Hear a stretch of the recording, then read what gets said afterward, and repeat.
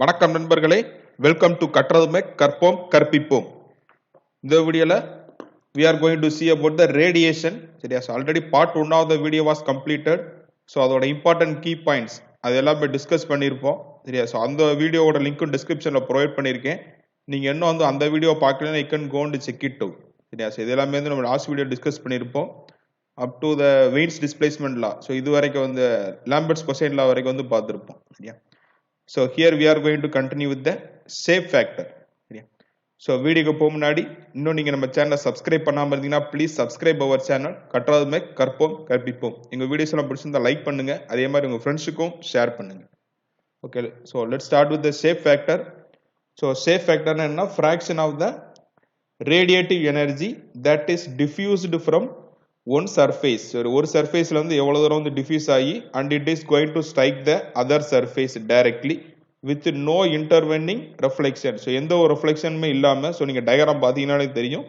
So இது வந்து one of the surface. இதுல வந்து இப்போ ரேடியேட்டிவ் எனர்ஜி வந்து இங்க இருந்து இப்போ டிஃப்யூஸ் ஆகி போகுது and it is going to strike on the another surface. So இன்னொரு சர்ஃபேஸ் ஒன்று இருக்கு, அது வந்து டைரக்டா வந்து இது வந்து இப்போ அட்டாக் பண்ணுது, ஸ்ட்ரைக் பண்ணுது. சரியா? ஸோ அதான் வந்து வித்தவுட் இன்டர்வெனிங் ரெஃப்ளெக்ஷன்ஸ், எந்த ஒரு ரெஃப்ளெக்ஷன்ஸுமே கிடையாது, அப்படியே டைரக்டா போய் வந்து எவ்வளவு தூரத்துக்கு வந்து இந்த மாதிரி இப்போ ஸ்ட்ரைக் பண்ணுது. இந்த ரெண்டுக்குள்ள நம்ம ஃபிராக்ஷனை தான் என்ன சொல்றோம்னா ஷேப் ஃபேக்டர் அப்படின்னு சொல்லுவோம். ஸோ ஷேப் ஃபேக்டர் நோட்டேஷன் எஃப்னு இருக்கும்.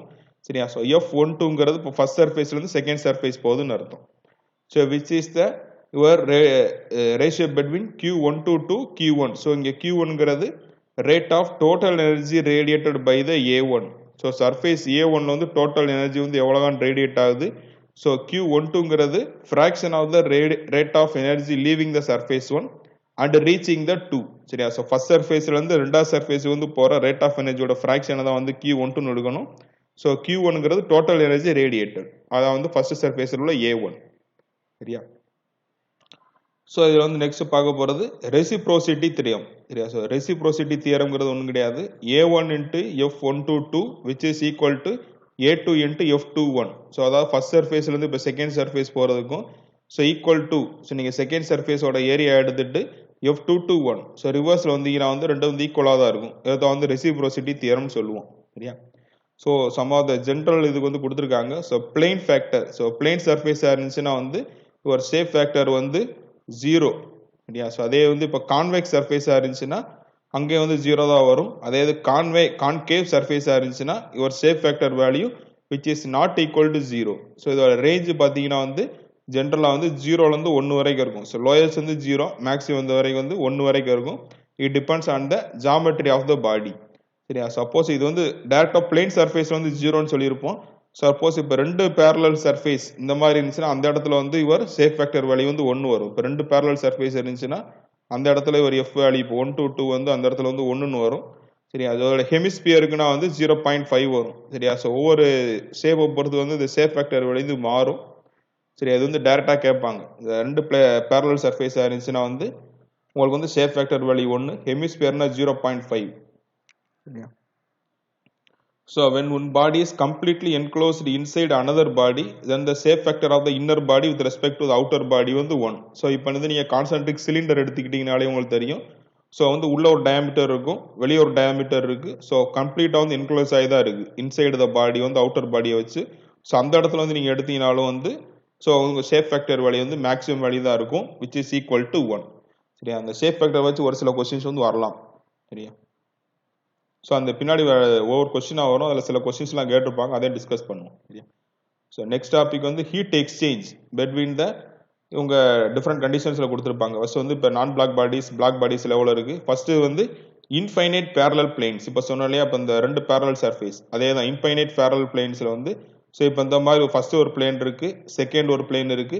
ஃபர்ஸ்ட் பிளேனோட டெம்பரேச்சர் T1 கெல்வின், செகண்ட் பிளேனோட டெம்பரேச்சர் வந்து T2 கெல்வின். இதோட எமிசிவிட்டி வந்து σ1, இதோட எமிசிவிட்டி σ2. ஸோ டெம்பரேச்சர் 1 வந்து கிரேட்டர் தென் டெம்பரேச்சர் 2. இதை வந்து ஜென்ரலாக வந்து உள்ள கண்டிஷனு. ஸோ இப்போ configuration factor for the either surface, ரெண்டு சர்ஃபேஸில் வந்து ஏதாவது ஒன்றில் வந்து யூனிட்டியாக தான் இருக்கும். ஸோ தேர் இஸ் நான் absorbing medium in between the surface. So ரெண்டுக்கு இடையில வந்து ஏர் இந்த மாதிரி நான் அப்சார்பிங் மீடியம் வந்து ரெண்டுக்கு இடையில வந்து இருக்கும். ஸோ அதை வந்து அசம்ஷன்ல எடுத்திருப்போம். அதே மாதிரி emissive and reflective properties R constant. So வந்து மாறாதுங்கிற வந்து நம்ம அச்சீவ் பண்ணி தான் வந்து இந்த parallel planesக்கு எல்லாமே எடுத்திருப்போம். ஸோ இதோட அசம்ஷன் கூட கேட்கலாம், என்னென்ன அசைன் பண்ணியிருக்கோன்ட்டு. சரியா? ஸோ இப்போ ரெண்டுமே டெம்பரேச்சர் வந்து ஃபர்ஸ்ட் இதில் வந்து அதிகம் கொடுத்துட்டோம். ஸோ இந்த ஃபார்முலா யூஸ் பண்ணி தான் உங்களுக்கு டேரெக்டாக வந்து கொஸ்டின்ஸ் வந்து 2 மார்க் கொஸ்டின். சப்போஸ் வந்து இப்போ நம்ம டிஆர்பி கொஸ்டின்லேயே 2 மார்க் வந்து ரேடியேஷனில் எடுக்கணும்னா மெயினாக வந்து இந்த ஏரியாவில் தான் கேட்டிருக்காங்க இதுக்கு முன்னாடி. சரியா? ஸோ இம்பார்ட்டன்ட் ஃபார்முலா அதை நோட் பண்ணி வச்சுக்கோங்க. ஸோ Q122 ஸோ நெட் வந்து which is equal to sigma into T1 power 4 minus T2 power 4 divided by 1 divided by your sigma 1 plus 1 divided by sigma 2. அதாவது emissivity for the அந்த plane 1 plane 2 குள்ளது -1 watt by meter square with respect to area வந்து எடுக்கிறோம். So இது வந்து surface வந்து இப்போ black பாடியா இருக்கு அப்படின்னா என்ன தெரியும்? ஸோ பிளாக் பாடிக்கு நம்மளுக்கு தெரியும் எமிசிவிட்டி வேல்யூ 1ன்னு தெரியும். ஸோ வந்து எப்சிலான் 1 தான் வரும். சாரி சிக்மா 1 சிக்மா 2 வந்து 1 தான். ஸோ நீங்கள் 1 சப்ஸ்டியூட் பண்ணீங்கன்னா 1 + 1 -1 வரும். ஸோ +1 -1 கேன்சல் பண்ணிட்டீங்கன்னா 1 மட்டும் தான் வரும். ஸோ கீழே வந்து 1 நாள் விட்டுட்டீங்கன்னா இப்போ மேலே நியூமரேட்டர் மட்டும் வரும் இப்போ ஃபார்முலா. ஸோ Q122 வந்து sigma into T1 power 4 minus T2 whole power 4 watt by metre square. So இது வந்து ஃபார் த பிளாக் பாடி. சரியா?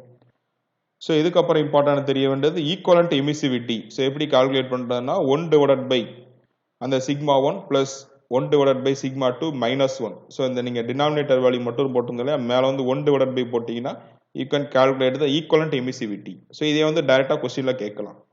சரி, அது வந்து இம்பார்ட்டன்ட் ஏரியா. அந்த கொஸ்டின் வந்து 2 மார்க் கொஸ்டின் வந்து இந்த ஏரியாவில் இதுக்கு முன்னாடி கேட்டிருக்காங்க. ஸோ தெரிஞ்சு வச்சுக்கோங்க. ஸோ இது வந்து ரெண்டுமே பேரலல் பிளேன் கண்டிஷனாக இருந்தா, சப்போஸ் இப்போ சிலிண்டர் இருக்கு இப்போ சொன்னோம் இல்லையா? So long concentric cylinder. So இந்த மாதிரி இன்ஃபைனைட் லாங், ஸோ லென்த் வந்து எந்த அளவுக்கு போகுது தெரியல. பட் ஆனால் இப்போ கான்சென்ட்ரிக் சிலிண்டர், அதாவது ஃபர்ஸ்ட் ஒரு டயாமீட்டர் இருக்கும், அவுட்டரில் ஒரு டயா இருக்கு. சரியா? ஸோ இன்னர் டயாமீட்டர் வந்து இப்போ நம்ம D1 வச்சுக்கிறோம், அவுட்டர் உள்ளது D2. ஸோ ஏரியா வந்து கால்குலேட் பண்ணீங்க. இன்னர் சிலிண்டருக்குள்ளது A1, அதோட எமிசிவிட்டி வந்து சிக்மா 1, டெம்பரேச்சர் T1. அவுட்டர் சிலிண்டருக்கு A2, சிக்மா 2, T2. ஸோ இப்போ ரெசிப்ரோசிட்டி தியரம் வந்து போட்டிங்கன்னா so A1 F12 which is equal to A2 F21. So இதில் ஆல்ரெடி நம்மளுக்கு தெரியும். ஸோ உள்ள பாடி வந்து கம்ப்ளீட்டாக வந்து வெளியே உள்ளது இன்க்ளோஸ் ஆயிடுச்சுன்னா your safe factor value is equal to 1 அப்படிங்கிறத இப்போ போன இதில் தான் பார்த்துருந்தோம். ஸோ இப்போ F122 ஸோ இன்சைட்லேருந்து இப்போ அவுட் சைடில் வந்து போகிறது வந்து கம்ப்ளீட்டாக வந்து இப்போ எதனால் வந்து 1ன்னு கொடுத்துருக்காங்க, ரீசன் கொடுத்துருக்காங்க. Sorry, all the radiations emitted by the inner cylinder are intercepted by the outer cylinder. So total வந்து intercept ஆகிறதுனால ஸோ ஒரு வந்து safe factor for the inside to out side, அதாவது 1 to வந்து 1 ஆயிரும். ஸோ இதை இப்போ நீங்கள் 1 சப்ஸ்டியூட் பண்ணீங்கன்னா இப்போ ரிமைனிங் என்ன இருக்கும்? A1 which is equal to A2 into F21. So இதுலேருந்து F2 வேணும்னா A1 divided by A2 போட்டிங்கன்னா you can calculate the your F21 calculate பண்ணிடலாம் சேஃப் ஃபேக்டர். சரியா? ஸோ இதான் வந்து இப்போ லாங் கான்சென்ட்ரிக் சிலிண்டர் இருந்துச்சுன்னா. சரியா? ஸோ இதுலேயே வந்து இப்போ நெட் ஹீட் ரேடியேஷன் வந்து இப்போ என்ன மாதிரி வரும்? ஸோ வந்து பிளேன் வந்து நீங்கள் வந்து ஏரியா கன்சிடர் பண்ண மாட்டோம். ஸோ இங்கே வந்து ஏரியா வந்து கன்சிடர் பண்ணி ஃபார்முலாவில் வரும். ஸோ அங்கேயும் அதே தான் வந்து எழுதியிருப்போம். First watt by metre square எழுதியிருப்போம், இங்கே வந்து வாட்டில் எழுதியிருப்போம். ஸோ இங்கே வந்து ஏரியா மட்டும் இன்க்ளூட் ஆகும். ஃபார் த ஃபர்ஸ்ட் A1ங்கிறது வந்து இன்னர் சிலிண்டர் எடுத்திருப்போம். சரியா? ஸோ இன்னர் சிலிண்டரோட area into sigma T1 power 4 minus T2 power 4 divided by 1 divided by sigma 1 plus A1 divided by A2. So A1ங்கிறது area of the inner cylinder, A2ங்கிறது area of the outer cylinder. So இதுக்கப்புறம் remaining உள்ளது அதே தான், 1 plus sigma 2 minus 1, இதெல்லாம் அதே தான் வரும். ஸோ இது ரெண்டும் காமனாக வந்து A1 by A2 மட்டும் இங்கே ஆட் ஆகும், மேலே வந்து A1 மட்டும் ஆட் ஆயிருக்கும் இந்த ஃபார்முலாவில் வந்து. சரியா? ஸோ இதில் வந்து இன்னொன்று இம்பார்ட்டன்ட் என்ன கேட்பாங்கன்னா, இந்த ரேடியேஷன் சீல்டு. இப்போ வந்து நம்பர் ஆஃப் சீல்டு, அதாவது ஃபர்ஸ்ட் இப்போ 2 பேரலல் சர்ஃபேஸ் பார்த்துருந்தோம் இல்லையா? ஸோ இதுக்கு இடையில வந்து இப்போ நம்பர் ஆஃப் சீல்டு வந்து இப்போ இன்னொரு சீல்டு வந்து இன்னும் இன்க்ளூட் பண்ணோம்னா இந்த மாதிரி ஹீட் ட்ரான்ஸ்ஃபர் வந்து எந்த அளவுக்கு வந்து நம்ம ரிடக்ஷன் ஆயிருக்கு, எமிசிவிட்டி வந்து உள்ள கொண்டு வரதுனால எந்த அளவுக்கு வந்து இப்போ அதாவது ஹீட் ட்ரான்ஸ்ஃபர் வந்து எந்த அளவுக்கு வந்து சேஞ்சஸ் வந்து நடக்குங்கிறத கேட்பாங்க. ஸோ அதை பேஸ் பண்ணி கொஸ்டின் வரும். ஸோ அதுக்கு வந்து எதை இப்போ யூஸ் பண்ணுறதுன்னா, ஸோ இது வந்து இப்போ நம்ம சிலிண்டர் இருக்கிறதுனால இங்கே ஏரியா கொண்டு வந்திருக்கோம். சப்போஸ் இது வந்து பிளேனாக இருந்துச்சுன்னா அந்த ஏரியா வராது, வாட் பை மீட்டர் ஸ்கொயர் எழுதும். Sigma into T1 power 4 minus T2 power 4 divided by 1 divided by sigma 1 plus 1 divided by sigma 2 minus 1 plus, so இங்கே summation of j equal to 1 to n. so எத்தனை sealed வைக்கிறோமோ அத்தனை sealed வந்து add பண்ணிட்டே போகணும். Suppose நீங்கள் ஒரு sealed மட்டும் வச்சிருந்தீங்கன்னா அது மட்டும் ஆட் ஆகும். சரியா?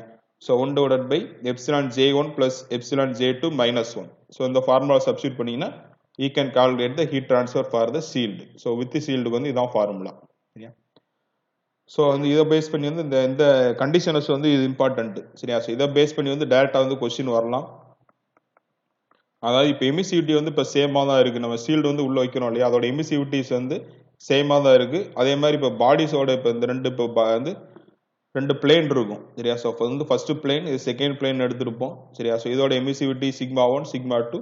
ஸோ இப்போ வந்து இப்போ சீல்டு வந்து புல் வைக்கிறோம். ஸோ எல்லா வந்து இப்போ எமிசிவிட்டி வந்து ஈக்குவலாக இருக்கு.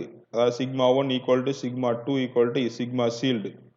ஸோ இந்த மாதிரி வந்து ஈக்குவலாக வந்துருந்துச்சு அப்படின்னா வந்து சப்போஸ் நீங்கள் ஒரே ஒரு சீல்டு மட்டும் யூஸ் பண்ணோம்னா 50% வந்து ரிடக்ஷன் ஆயிருக்கும் நம்மளோட ஹீட் ட்ரான்ஸ்ஃபரில் வந்து. சரி அதே வந்து 9 சீல்டு யூஸ் பண்ணோம்னா 9 சீல்டு யூஸ் பண்ணோம்னா 90% ரிடக்ஷன் ஆயிருக்கும்.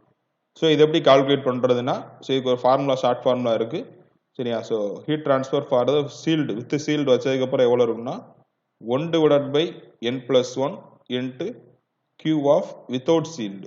ஸோ சீல்டு இல்லாத போது எவ்வளோ தூரம் வந்து ஹீட் ட்ரான்ஸ்ஃபர் நடந்துச்சோ அதுல இருந்து 1 டிவைடட் பை n+1 போட்டுக்கிட வேண்டியதான் சரியா. ஸோ இப்போ ஃபார் எக்ஸாம்பிள் இப்போ வந்து நம்ம வந்து n ஈக்குவல் டு 1ன்னு இப்போ எழுதியிருக்கோம். ஸோ n ஈக்குவல் டு 1 என்ன அர்த்தம்னா ஒரே ஒரு சீல்டு மட்டும் யூஸ் பண்ணீங்கன்னா ஃபார்முலா என்ன ஆயிரும் 1 divided by 2. So 1/2 into so Q without shield வரும் சரியா. So no sealed. ஸோ அதெல்லாம் 50% அதான் வந்துருக்கு சரியா. ஸோ இப்போ 9 சீல்டுனா 9+1 1/10 ஆயிரும். ஸோ 10ங்கிறது வந்து 0.1 அதாவது வந்து 10% வந்து சீல்டு இருக்கும். ஸோ டோட்டலாக வந்து 90% அப்போ ரிடக்ஷன் ஆயிருக்குன்னு அர்த்தம் சரியா. ஸோ இதை பேஸ் பண்ணி வந்து கொஸ்டின் வந்து டைரெக்டாக வரும் சரியா. ஸோ இந்த ஹீட் ட்ரான்ஸ்ஃபர் இந்த ரேடியேஷன் வந்து கேட்கறதா இருந்தால் 2 மார்க் கொஸ்டின் வந்து கண்டிப்பாக வந்து இந்த எமிசிவிட்டி ஃபார்முலா வச்சு எய்தர் வந்து 2 பிளேன் சர்ஃபேஸ் கொடுத்துருப்பாங்க, அப்படி இல்லைன்னா சிலிண்டர் வச்சு கொஸ்டின் இருக்கும், அப்படி இல்லைன்னா இந்த நம்பர் ஆஃப் சீல்டு வந்து புதுசாக வந்து ஒரு சீல்டு வந்து உள்ள வச்சதுன்னா நம்மளுக்கு எந்த அளவு வந்து ஹீட் ட்ரான்ஸ்ஃபர் வந்து மாறுது சரியா. ஸோ இந்த ஏரியாவில் வந்து ரொம்ப ரொம்ப இம்பார்ட்டன்ட் கொஸ்டின்ஸ் வந்து அடிக்கடி கேட்டுக்கிட்டே இருப்பாங்க. ஸோ இதான் வந்து இம்பார்ட்டன்ட் கீ பாயிண்ட்ஸ் ரேடியேஷனில் உள்ளது எல்லாமே கவர் ஆயிடுச்சு. So next we will discuss the some of the questions radiation ரிலேட்டடாக கொஸ்டின்ஸ் வந்து என்னென்ன கேட்டிருக்காங்கிறது பார்க்கலாம். So let start with the first TRP question. So first வந்து இது லாஸ்ட் 2017 கேட்ட 2 மார்க் கொஸ்டின் தான் சரியா. ஸோ அதே தான் இப்போ நம்ம இப்போ லாஸ்ட்டாக பார்த்தோம்லே அதெல்லாம் கேட்டிருக்கு. 2 parallel plates of the same emissivity கொடுத்தாச்சு. 0.5 மெயின்டைன் ஆகுது 2 டெம்பரேச்சர் சரியா. ஸோ ஃபர்ஸ்ட் இப்போ 2 இது. ஸோ ஃபர்ஸ்ட் இது வந்து இப்போ எமிசிவிட்டி எவ்வளோ கொடுத்துட்டாங்க 0.5 இருக்கு. ஸோ இந்த சைடு உள்ள பிளேட்டும் 0.5 தான். ஸோ டிஃப்ரெண்ட் டெம்பரேச்சர் கொடுத்துருக்கு and have radiation heat exchange between them a radiation shield of emissivity 0.25. So emissivity value இப்போ சேஞ்ச் ஆயிருச்சு சரியா. ஸோ இப்போ உள்ள வந்து ஒரு சீல்டு வந்து உள்ள வைக்கிறோம். ஸோ அதோட எமிசிவிட்டி வேல்யூ 0.25 கொடுத்துருக்காங்க. ஸோ இந்த middle will reduce the so இவ்வளோகான இப்போ வந்து ரிடக்ஷன் வந்து நடந்திருக்கு. ஸோ இதான் வந்து கொஸ்டின். சப்போஸ் இப்போ ஒரே வந்து ரேடியேஷன் ஈக்குவலாக வந்து ஒரே மாதிரி இருந்துச்சுன்னா நம்ம டேரெக்டாக வந்து இந்த ஃபார்முலாவில் யூஸ் பண்ணி இருக்கலாம். ஸோ இதில் வந்து போட்டிருக்கலாம் ஆன்சர் கிடச்சிருக்கும். பட் இங்கே எமிசிவிட்டி வந்து இப்போ சேஞ்ச் ஆகிறதுனால we are going to calculate அந்த சால்வ் த ப்ராப்ளம் அந்த parallel planes ஃபார்முலா எடுத்து சால்வ் பண்ண வேண்டியதான். ஸோ ஃபர்ஸ்ட் வந்து Q122 எடுக்கிறோம். So sigma into T1 power 4 minus T2 power 4 divided by 1 divided by sigma 1 plus 1 divided by sigma 2 minus 1. So இந்த ஃபார்முலாவில் வந்து டேரெக்டாக சப்ஸ்டியூட் பண்ணிங்கன்னா ஃபர்ஸ்ட் வந்து 122 அது வந்து வித்தவுட் சீல்டு வந்து கிடைக்கும். 122ங்கிற ஃபர்ஸ்ட் நான் சீல்டே இல்லாமல் எழுதுகிறோம் சரியா. So sigma into T1 power 4 minus T2 power 4 divided by so 1 plus 0.5 1 divided by 0.5 minus 1. So இதை சிம்பிளை பண்ணால் என்ன வரும் ஸோ 10/5 வருமா இது. ஸோ 10/5ங்கிறது 2 இங்கேயும் 10/5ங்கிறது 2. ஸோ 2 plus 2 4 4 minus 1 3 ஆயிரும். So sigma into T1 power 4 minus T2 power 4 by 3. So இது வந்து வித் சீல்டு உள்ளது சாரி வித்தவுட் சீல்டு உள்ளது. ஸோ இப்போ வந்து சீல்டு வந்து உள்ள வச்சிட்டோம்னா வந்து எந்த மாதிரி வரும் so Q shield which is equal to sigma into T1 power 4 minus T2 power 4 divided by so first உள்ள பிளேனுக்கும் அந்த சீல்டு உள்ளக்கு வந்து உள்ள first transfer. So 1 divided by என்ன வரும் 0.5 பிளஸ் இந்த சீல்டோட emissivity 1 divided by 0.25 minus 1 first இது பிளஸ் அடுத்து அந்த சீல்டுல இருந்து செகண்ட் பிளேனுக்கு உள்ளது. So 1 divided by 0.25 plus 1 divided by 0.5 minus 1. So இதை சால்வ் பண்ண வேண்டியதான் இப்போ sorry. So sigma into T1 power 4 minus T2 power 4 divided by 1 divided by 0.5. So இதே தான் 2 தான் வரும் சரியா. ஸோ 2 பிளஸ் ஸோ இங்கே என்ன ஆயிரும் இப்போ 100/25 ஸோ இது 2 100 மல்டிப்ளை பண்ணிட்டீங்கன்னா என்ன ஆயிரும் 100/25னா 4 வரும். ஸோ 4 மைனஸ் 1 பிளஸ் ஸோ இங்கே அதே தான். So 4 plus 2 minus 1. ஸோ இதை சிம்பிளை பண்ணோம்னா இப்போ என்ன கிடைக்கும் நம்மளுக்கு ஸோ 6 5, so 5 plus 5 10 ஆயிரும். So sigma into T1 power 4 minus T2 power 4 divided by 10. So இது வந்து Q with sealed. So with sealed வந்து இது வந்து இப்போ கண்டுபிடிச்சிருக்கு. So இப்போ என்ன கொஸ்டின்ல கேட்டிருக்காங்க? So இப்போ என்ன கேட்டிருக்காங்கன்னா, so எவ்வளவுதான் ரிடக்ஷன் ஆயிருக்கு சரியா? ஸோ ஃபர்ஸ்ட் உள்ளது வந்து இப்போ 1/3. ஸோ ஸோ வந்து இப்போ நம்மளுக்கு எவ்வளோதான் ரிடக்ஷன் ஆயிருக்குன்னா, ஸோ ரெண்டுக்குள்ள ரேஷியோ எடுத்துட வேண்டியதான். ஸோ இங்கே வந்து ரெண்டுக்கு ரேஷியோ எடுத்தீங்கன்னா என்ன ஆயிரும்? ஸோ இப்போ Q சீல்டு தான் வந்து ஃபர்ஸ்ட் மேலே வரணும் சரியா? ஸோ இதாக இருந்தால் வித் ரெஸ்பெக்ட் டு ஸோ Q12க்காக எடுத்தோம்னா, ஸோ Q சீல்டில் வந்து இப்போ என்ன ஆயிரும்? ஸோ இது வந்து அப்படியே இருக்கும் நியூமரேட்டரு.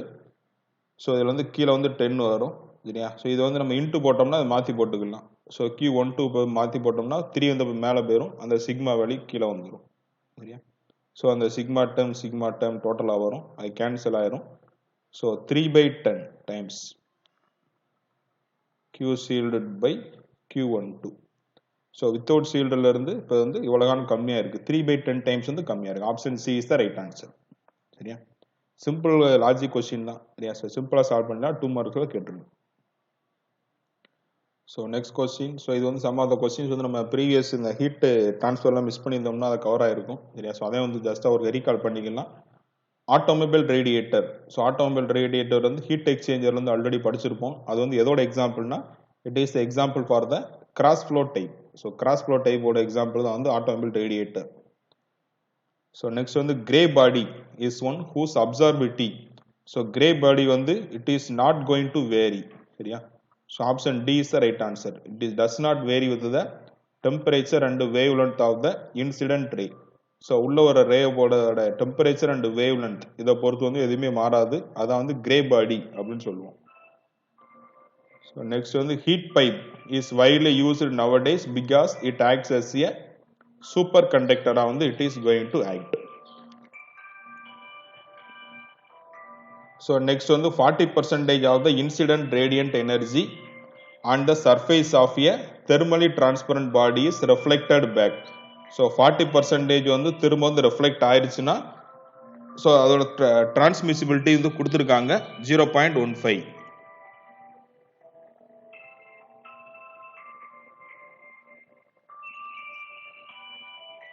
சாரி, ஸோ 40% வந்து இப்போ வந்து ரெஃப்ளெக்டட் ஆயிடுன்னு கொடுத்துருக்கு, டிரான்ஸ்மிசிபிலிட்டி வந்து 0.15 வந்து கொடுத்துருக்காங்க.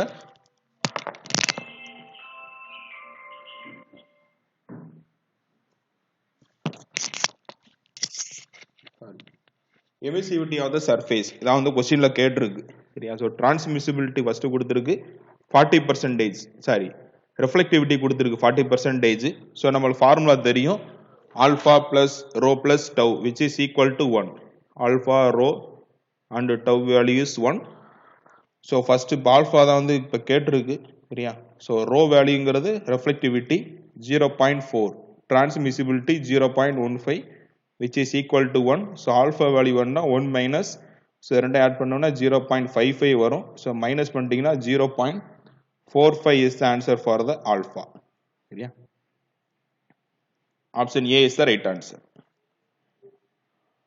so next thermal equilibrium. so thermal equilibrium அந்த கண்டிஷன்ல வந்து இது கிர்ச்சாஃப்ஸ் லால பார்த்திருப்போம். your absorptivity which is equal to the your emissivity, alpha which is equal to your sigma. alpha equal to sigma தான் வந்து கிர்ச்சாஃப் லாலே பார்த்திருப்போம். absorptivity is equal to emissivity at the thermal equilibrium with the environment or surroundings பார்த்திருந்தோம், அதேதான். So next perfect black body. So black body வந்து absorb வந்து ஃபுல்லாக வந்து பண்ணிக்கிடும், அதான் டைரக்ட் கொஸ்டின் தான். So it absorbs all heat radiation of the all wavelength falling on it, direct question.